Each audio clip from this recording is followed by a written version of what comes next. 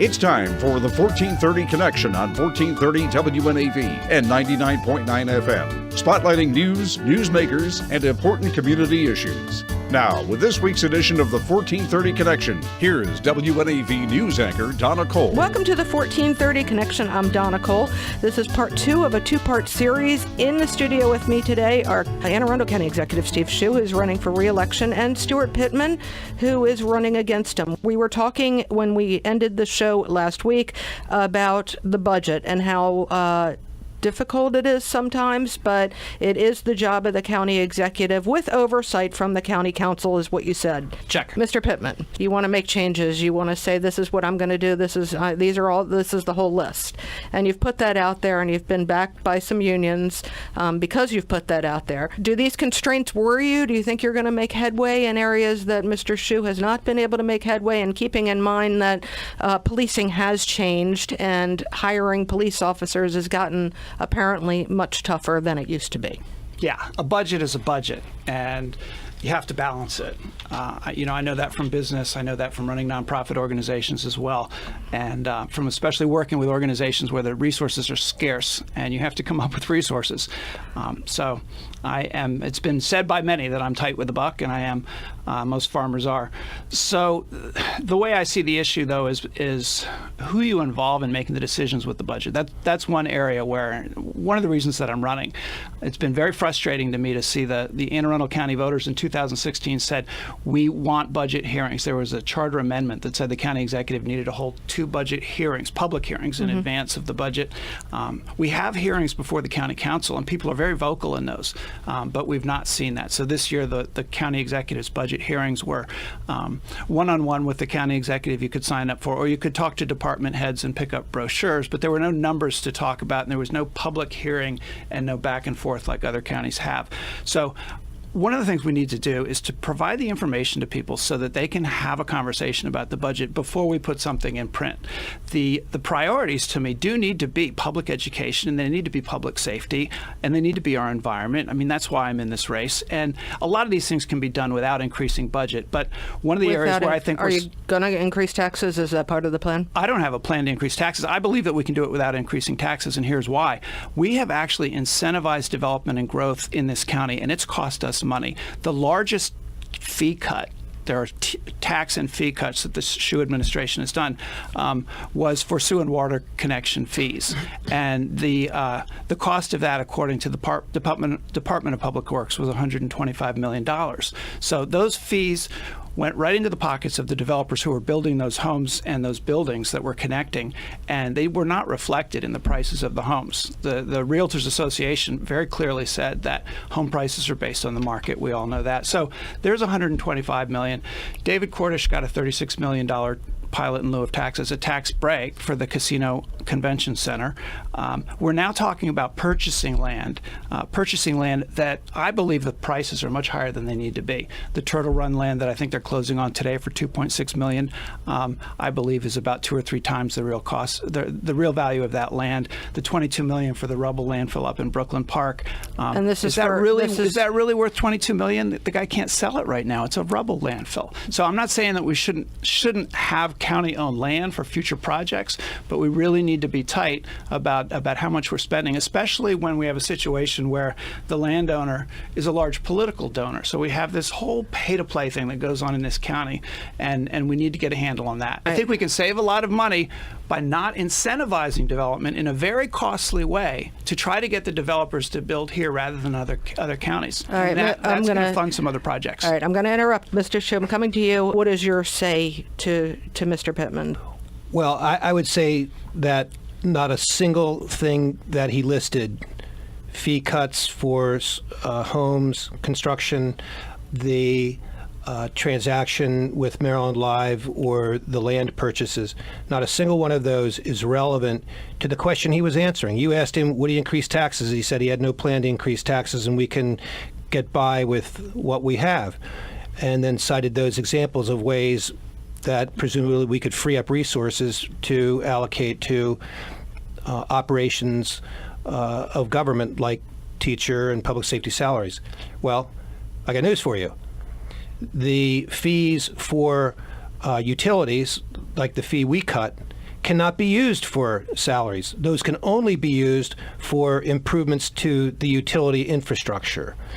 The transaction with Maryland Live does not involve any money that could be available anytime soon for improving salaries here in county government, because that was a 30-year arrangement whereby we purchased a participation in a new convention center so that we could host high school graduations and other county events here in the county. And land purchases like Turtle Run or Belgrove Park are from bonds. Those dollars are not available for increasing day-to-day county spending. They're only available for purchases of hard assets. And I think purchases of things like Turtle Run and Belgrove Park are critical for South County and for North County. South County does not have a regional park. Turtle Run, in combination with Franklin Point State Park, will create a regional park for South County. Similarly, in the North County area, which is the most densely populated part of Anne Arundel County, Brooklyn Park and Glen Burnie, they don't have a regional park. They don't have a Quiet Waters Park or a Kinder Park or a Downs Park like other communities have. We ran into an opportunity to purchase 160 undeveloped acres in the most densely populated part of Anne Arundel County so that that part of our community can have their own regional park for the first time and probably only time such an opportunity would ever present itself. It is a landfill, clean fill, that was dug out for the first 50 years of its existence and has now been filled back in and brought to level grade. It is a beautiful parcel. It is going to be an absolutely astounding park one day for the families of North County. Thank you. We're going to take a short break, but before I do, just a yes or no question. Was the owner of Turtle Run, was that a donor? Yes. We will be right back on the 1430 Connection.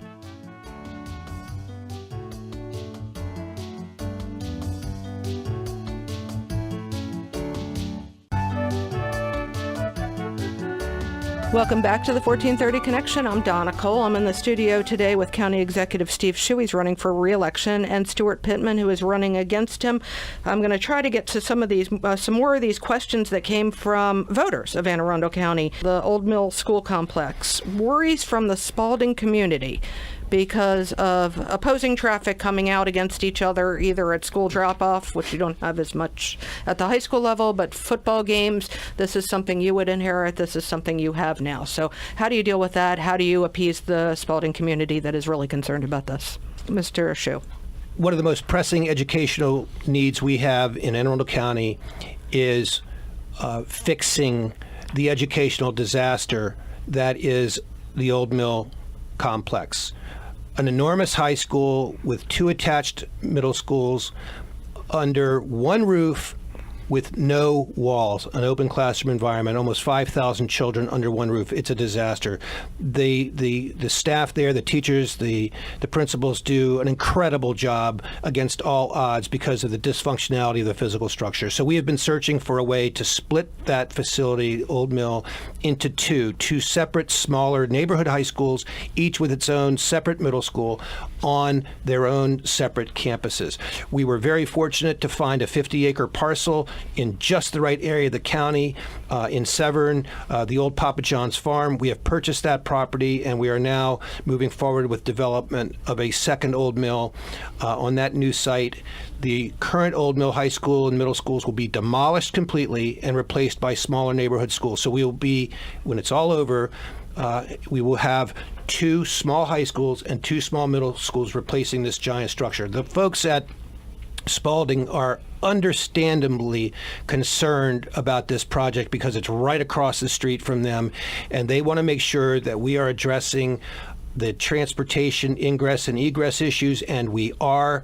They want to make sure that we are addressing all security issues, and we are.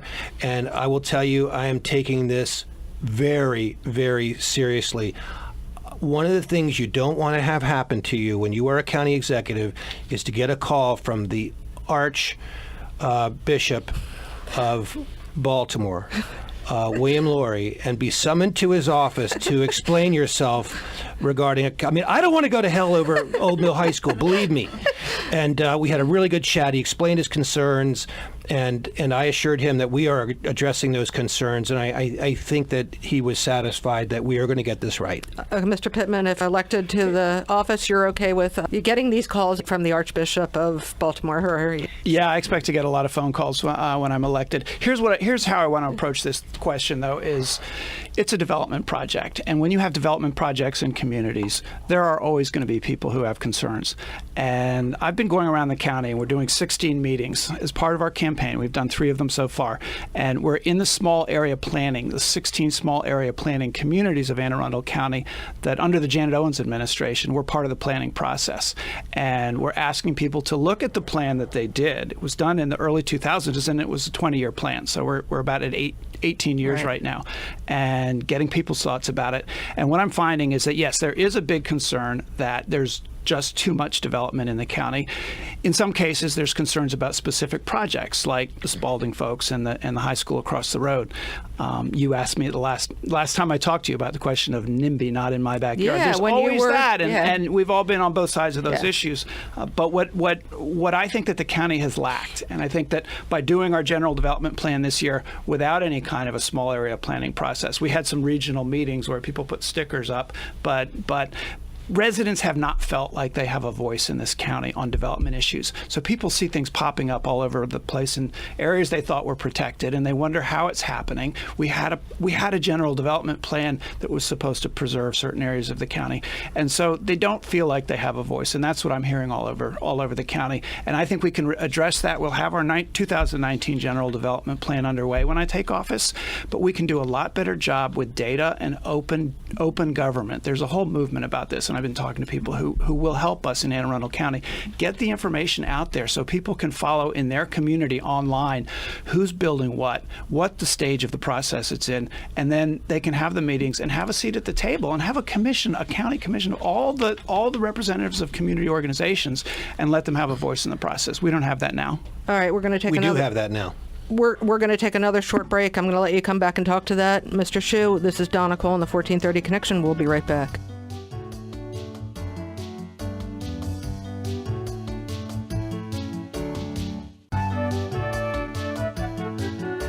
Welcome back to the 1430 Connection. I'm Donna Cole. In the studio with me today are County Executive Steve Schuh, running for re-election, and Steuart Pittman, who is running against him.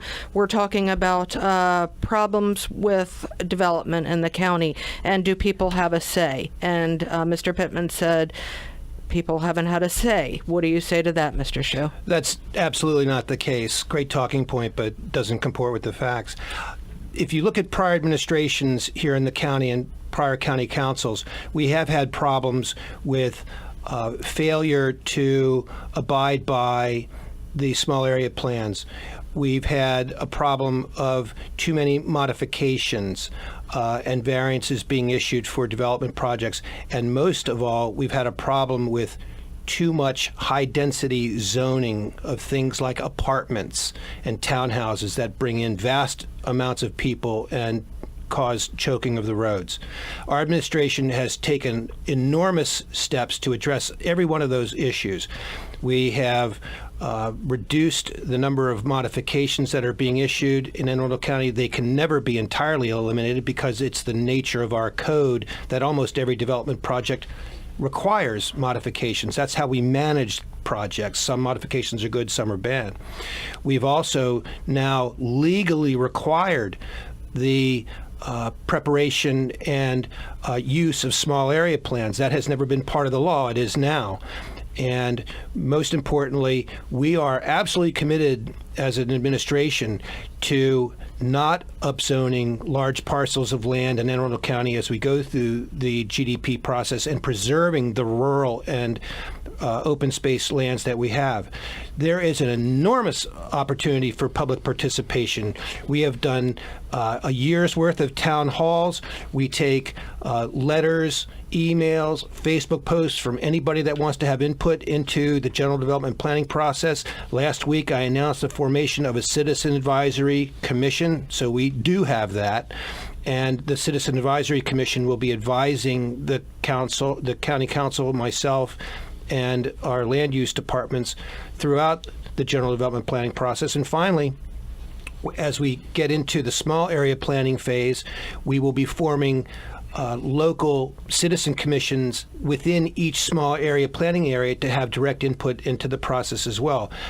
I can't think of another way that there could be more citizen involvement than we have set into current policy and practice going forward with the general development plan. All right, thank you. We very quick, hold on 1 second, because we are running out of time, and I'm trying to get to some of these questions that are really important. And these are going to have to be shorter answers, but I'm going to throw all of these out. Edgewater Elementary School, Glen Burnie High School, why haven't they been rebuilt? Is there a timeline for those yet? And are you cognizant of the fact that we have such an aging infrastructure here? I will stick to the plan that the county has, the public facilities plan for schools. When we let politics get in the way of it and we jump schools ahead because certain communities are louder than others, that's where the problems start. So we have a plan. We have to stick to the plan. We have to fund the plan, and I support that. Mr. Schuh. I was very concerned about the school construction program here in Anne Arundel County when I took office 4 years ago. We hadn't built an all-new high school in 35 years. We'd replaced high schools, we'd fixed them up, but we hadn't built a new one, and that's why our high school average enrollment had grown to be the highest in the state of Maryland. Terrible situation for learning, and the same is true of our middle and elementary schools. They are way too big. To address that problem, our administration launched the largest school construction effort in county history. And the most important example of that effort, now coming up out of the ground, is Crofton High School, a school that community has waited for 30 years. In terms of Glen Burnie High School, I'm very concerned about Glen Burnie High School. It's a dysfunctional learning environment because it is set up as a college campus type format. That's not good for high school children. High school students should not be changing buildings, going around corridors where you don't have good lines of sight. Who knows what happens, around these dark corners. The problem with Glen Burnie High School is that it was so well built decades ago that it does not fit, it does not rise to the top of the priority list for upgrades and repairs. There are other priorities that are even older and more dysfunctional. Last These are the question. Quick ones, right? These are the short answers. This is the last question, and Sorry. unfortunately, this probably is the most tragic. Countywide, this is as of August 8th, the latest numbers I have. Countywide fatals from the opioid epidemic: 118 countywide fatals. In 2017, it was 88. We have a long time to go before the end of the year. 2 weeks ago, I had Jessie Dunleavy in my studio talking about the loss of her son, Paul, who died at the age of 34 on April 9th, 2017. He had been kicked out of a treatment facility because he snuck a cigarette, which, by the way, nicotine is also an addictive thing. She said, my son wanted medication-assisted treatment. He couldn't get it. I asked her if the governor or the Anne Arundel County Executive were sitting here right now. She said, I would urge them to lift the restrictions on medication-assisted treatment. Look, you both have now under 2 minutes to answer that question. Steuart? Yeah, I know Jessie, and I know the situation, and it is tragic that we have made it so difficult to get the medication that these people need, because this is an illness. And my wife's cousin in California died not long ago, and it was another situation, somebody coming out of treatment, having a relapse, and not being able to get the medication that they knew would help. We can't attack the doctors, even though the doctors did make mistakes and they caused a lot of this. We can't attack the doctors and blame them and make it so difficult for them to be able to prescribe these medications that people can live with and they can function on Suboxone, and they don't necessarily need to be going to a methadone clinic and waiting in line before they go to work. They can get these things other places in Europe. They make these available so that people can survive with the addiction. Thanks, Steve. Steuart and I agree on the immensity of this crisis. It's horrible. We are on track for 200 fatalities this year. That's probably going to be up 35% from last year, 1,000 overdoses. We've implemented best practices from all over the country, and I believe have established a national model for how to combat this crisis in terms of law enforcement, expanding treatment options, which we are doing, particularly through our Safe Stations program. I hope all your listeners are aware of Safe Stations, and most importantly, through education and making sure young people people understand the dangers of these drugs. But this is a multi-year battle. This is not going to be won overnight. We just all need to keep doing everything we can do, everything we can think of to help people reclaim their lives and get the help that they need. Thank you both for joining me. I really appreciate your time. Thank you, Donna. Thank you. This has been the 1430 Connection. We will see you next week.